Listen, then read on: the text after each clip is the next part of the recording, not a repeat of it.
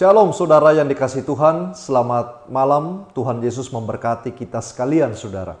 Pada kesempatan hari ini saya mengajak kita bersama-sama bersekutu di dalam ibadah tengah pekan kita. Namun sebelumnya mari sekali lagi kita menaikkan doa kita. Mari kita membuka persekutuan pada malam ini dengan berdoa. Mari kita berdoa. Bapa di surga, kami bersyukur dan kami berterima kasih sebab pada malam hari ini Engkau menolong kami sehingga kami semuanya boleh di dalam keadaan yang merindukan akan firman-Mu. Kiranya Tuhan membantu kami, menolong kami, agar kami bisa konsentrasi ketika memuji Tuhan, bahkan ketika kami datang kepada Tuhan di dalam sabda Tuhan. Engkau pimpin kami dari awal sampai berakhir persekutuan kami, hanya ke dalam tangan-Mu kami serahkan semuanya. Di dalam nama Tuhan Yesus kami berdoa. Amin. Bapak Ibu Saudara yang dikasihi Tuhan, setiap kita adalah orang yang lemah. Setiap kita membutuhkan pertolongan dan kasih setia Tuhan di dalam kehidupan kita. Itu sebabnya ketika kita berada di titik-titik terendah kita, kita justru menyadari betapa rapuhnya kita, bukan? Dan pada malam hari ini mungkin kita punya persoalan kita sendiri. Saudara yang menyaksikan tayangan ini mungkin ada masalah di dalam kehidupan saudara. Tapi percayalah dan nyanyikanlah lagu yang akan kita nyanyikan bersama-sama ini.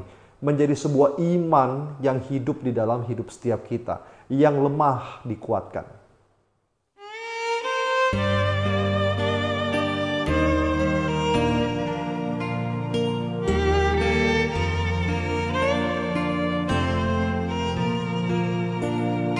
Yang lemah dikuatkan, yang miskin diperkaya,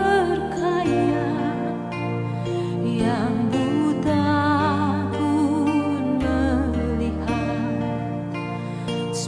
Dia buat bagiku. Ada bagian di dalam hidup kita yang tidak mampu kita lakukan, tetapi Allah memampukan. Dan ada hal-hal dalam hidup kita yang tidak mungkin, tetapi Allah memungkinkan. Oleh sebab itu justru di dalam kelemahan kita, kuasa Allah menjadi nyata. Yang lemah dikuatkan,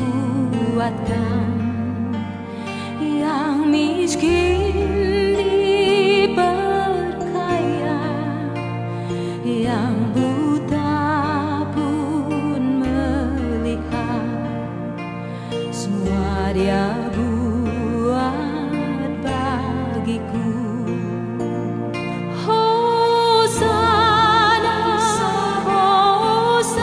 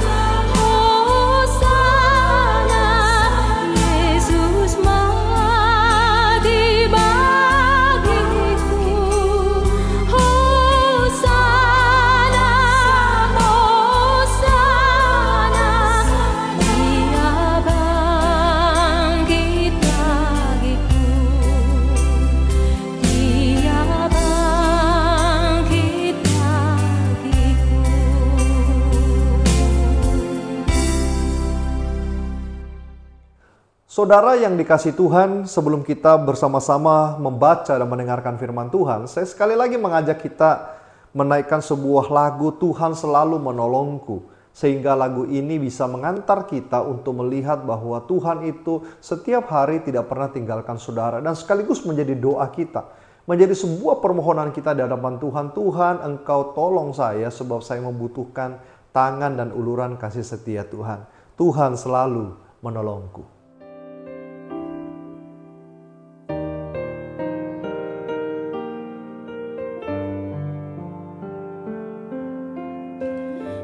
Musim akan selalu berganti, kasih Tuhan tetap abadi, tak akan berubah sampai selamanya. Ku tetap percaya, yakin Tuhan memberkati, ku yakin Tuhan melindungi.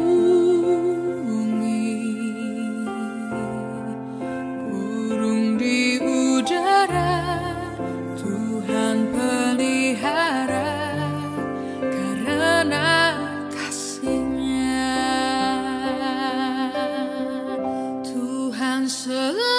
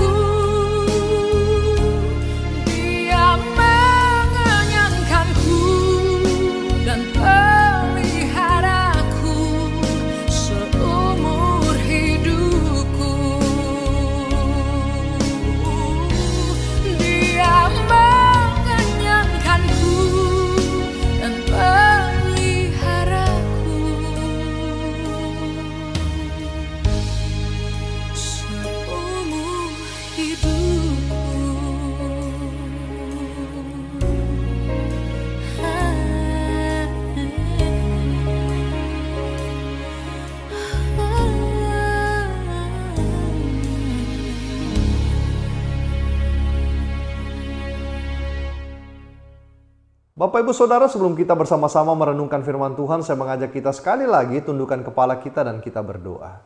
Tuhan Yesus, kami hendak mendengarkan sabda-Mu. Kiranya Tuhan menolong kami agar kami mengerti apa yang Tuhan ingin sampaikan di dalam setiap kami.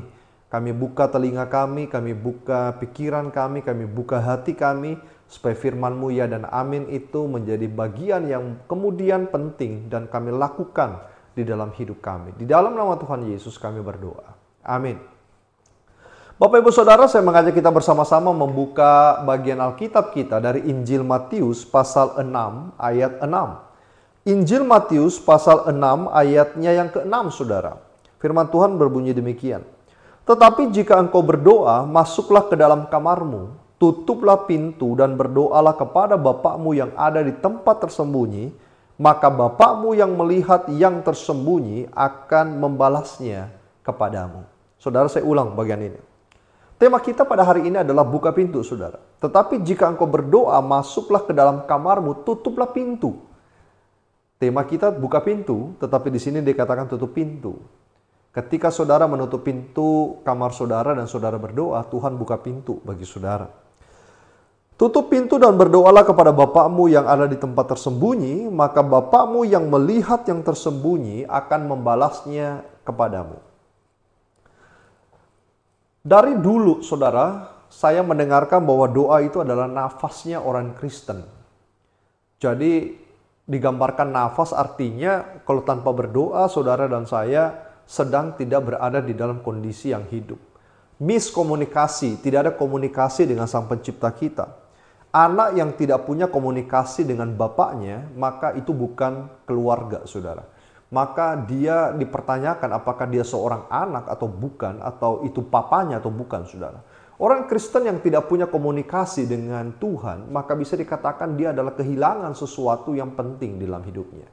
Dia berjalan dengan imannya sebagai orang Kristen, saudara.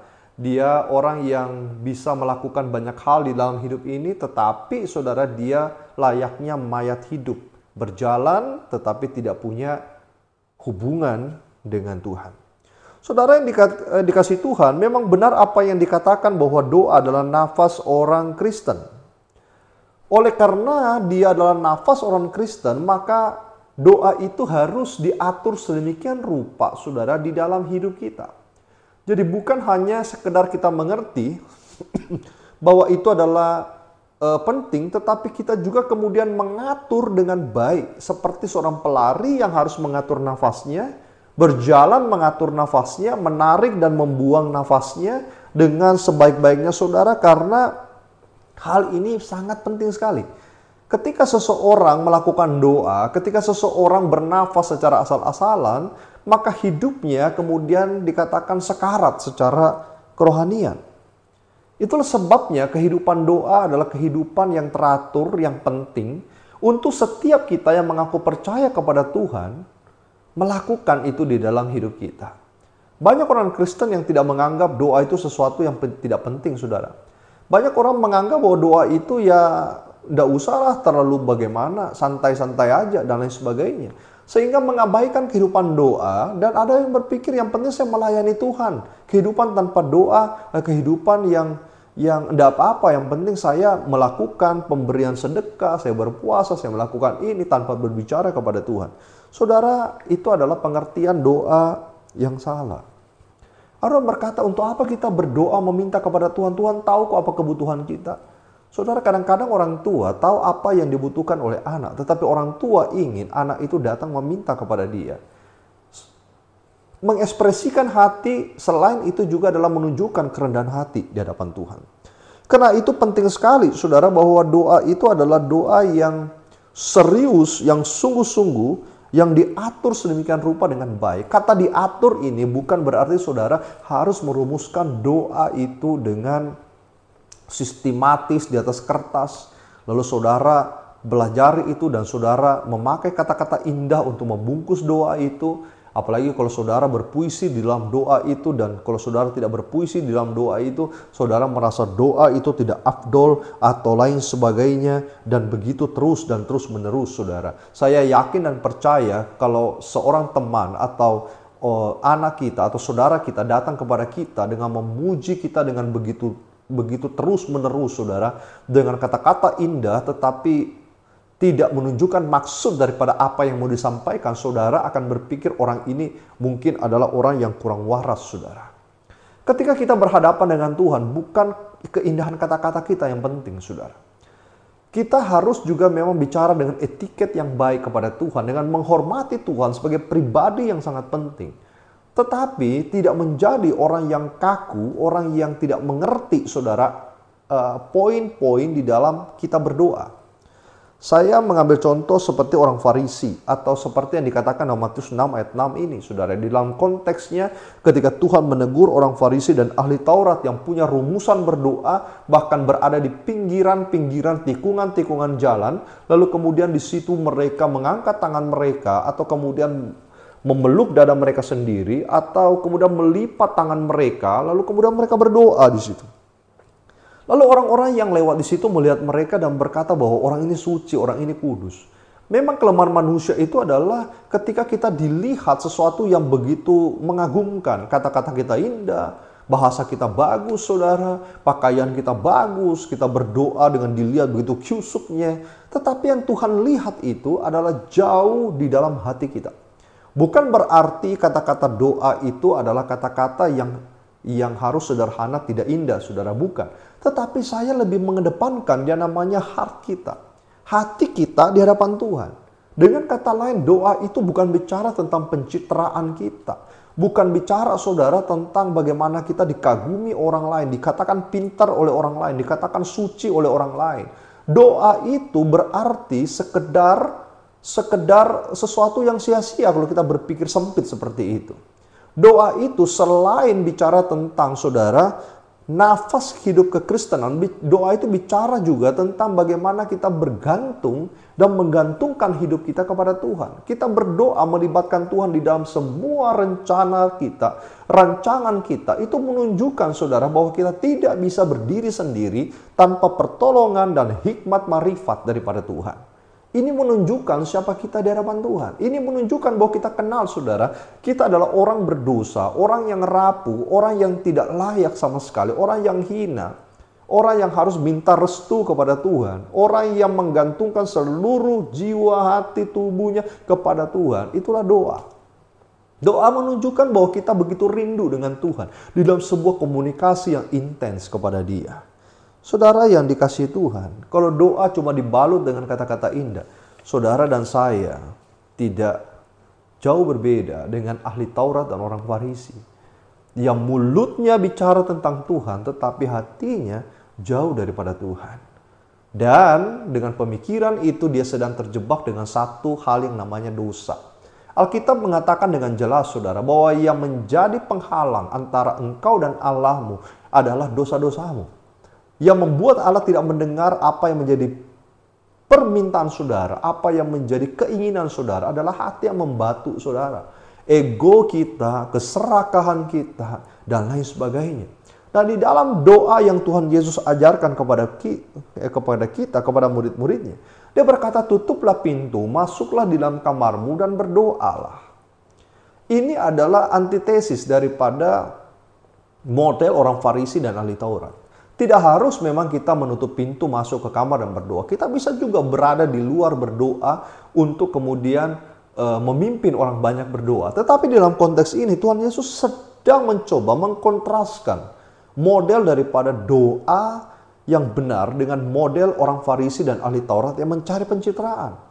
Yang dimaksudkan tutup pintu bukan di dalam arti harafiah juga kita harus tiap hari tutup pintu berdoa. Tetapi lebih kepada biarlah doamu itu antara engkau dan Allahmu tidak ada unsur-unsur dikagumi oleh orang lain.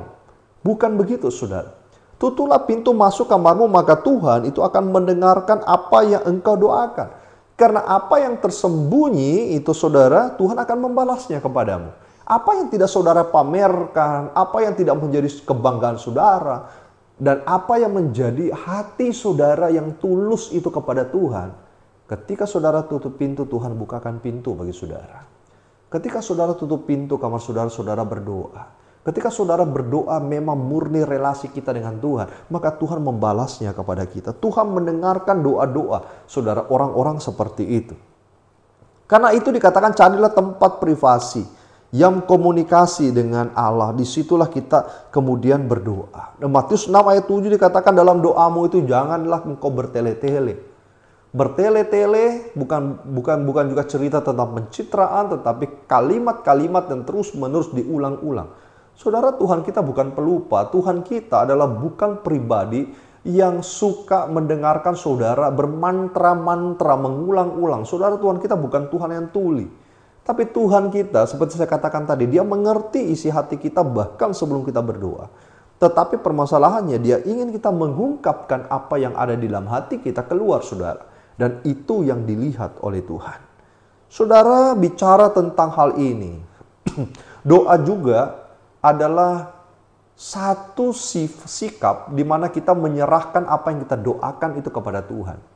Tuhan tidak ingin di dalam doa kita memaksa dia melakukan apa kehendak kita. Karena doa itu dibungkus dengan sesuatu yang namanya kerendahan hati. Doa itu dibungkus dengan suatu pengertian yang benar bahwa saya datang pada Tuhan memang supaya Tuhan mendengarkan dan melihat kerendahan hati saya, kehinaan saya, dan Tuhan mau berkasih karunia kepada saya. Di satu gereja bagus sekali, ketika ada doa pengampunan dosa, selalu diakhiri dengan di dalam kemurahan-Mu kami mohon, di dalam kemurahan-Mu kami mohon, di dalam kemurahan Tuhan kami mohon. Yang menunjukkan dirinya sendiri berada pada posisi yang rendah di hadapan Tuhan. Saudara yang dikasihi Tuhan, ketika kita berdoa kepada Tuhan, mintalah waktu Tuhan yang terbaik. Dengan bahasa sederhana tidak apa-apa. Dengan bahasa yang mungkin bagi kita tidak nyambung satu dengan yang lain. Karena keterbatasan vocabulary kita, no problem, tidak masalah saudara. Hati kita yang kemudian membiarkan Tuhan bekerja secara totalitas di dalam kehidupan saudara dan saya. Biarlah Tuhan yang buka pintu, kapan Tuhan mau buka pintu. Entah pintu dari sebelah kanan, sebelah kiri, biarkan Tuhan yang membuka pintu. Karena kita percaya bahwa waktu Tuhan, saudara, adalah waktu yang terbaik. Waktu Tuhan yang diberikan kepada kita adalah waktu yang paling cocok. Kita mungkin ingin terlalu cepat sesuatu itu dijawab. Kita mungkin berkata, Tuhan terlalu lamban hal ini. Kita tidak bisa melihat ke depan, saudara. Kita tidak tahu ada apa di balik daripada itu semuanya. Sehingga Tuhan menunda itu semuanya. Tetapi kita percayakan saja bahwa rancangan Tuhan adalah bukan rancangan kita. Jalan Tuhan bukan jalan kita. Jalan kita itu pendek, saudara. Kita tidak tahu ke depan, penuh kabut. Tapi Tuhan menembus semua itu dan memberikan kita yang terbaik. Kalau saudara baca kisah Yusuf. Yusuf memang dikatakan adalah anak yang dibuang oleh saudaranya, yang kemudian mendapatkan sesuatu yang baik, lalu dipenjarakan karena difitnah oleh istri Potifar, kemudian mendapatkan kedudukan nomor 2 di bawah daripada Fir'aun. Saudara yang dikasihi Tuhan, perjalanan itu enak sekali kita baca. Tetapi kalau kita yang mengalami kisah itu di dalam kehidupan kita, apakah kita seperti Yusuf yang menggantungkan seluruh rencana-rencana kita di hadapan Tuhan? Dan ketika kita berdoa kepada Tuhan, saudara katakan pada Tuhan, Tuhan, saya tidak banyak mengerti apa-apa. Saya orang yang hina. Saya hanyalah alat di tangan Tuhan. Saya hanya hidup karena kasih karunia Tuhan yang sudah mengampuni saya dari dosa. Makanya dari segala sesuatu yang saya kerjakan, saya percayakan semua kepada Tuhan. Itu kebergantungan. Itu nafas yang benar. Itu nafas yang teratur di dalam hidup saudara dan saya. Dan doa itu adalah menselaraskan apa kehendak kita dengan kehendak Tuhan.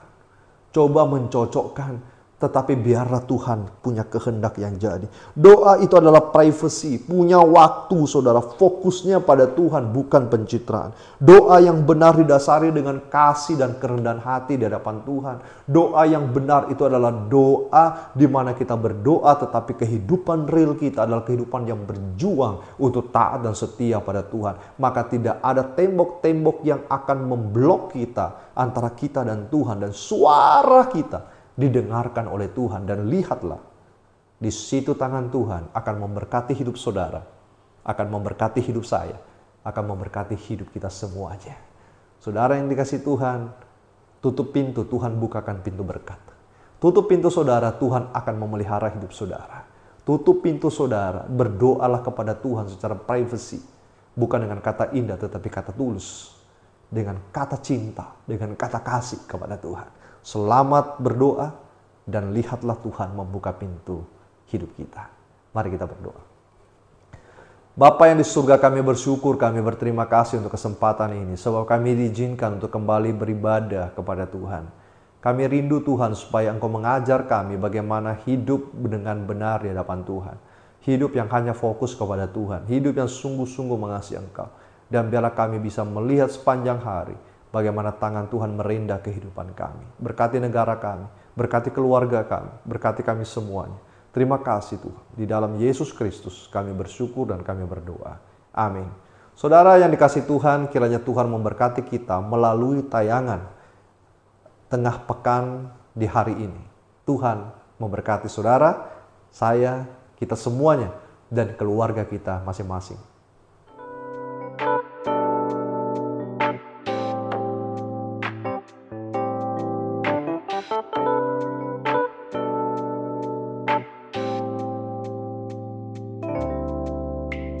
Ku datang ya Bapa dalam kerinduan, memandang keindahan-Mu.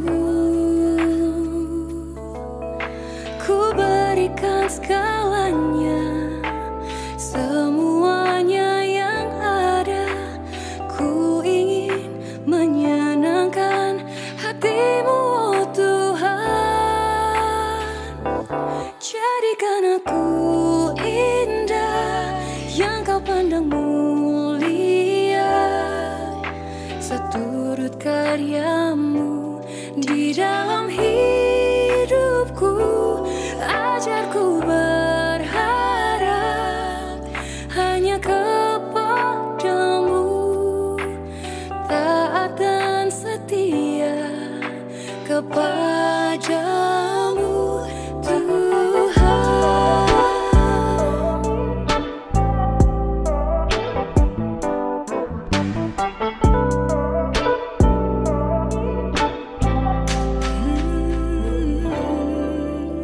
Ku datang ya Bapa dalam kerinduan, memandang keindahan-Mu. Ku berikan segalanya, semuanya yang ada. Ku ingin menyenangkan hati-Mu, oh Tuhan. Jadikan aku indah yang Kau pandang mulia, seturut karya-Mu di dalam hidupku. Ajarku berharap hanya kepada-Mu, taat dan setia kepada-Mu,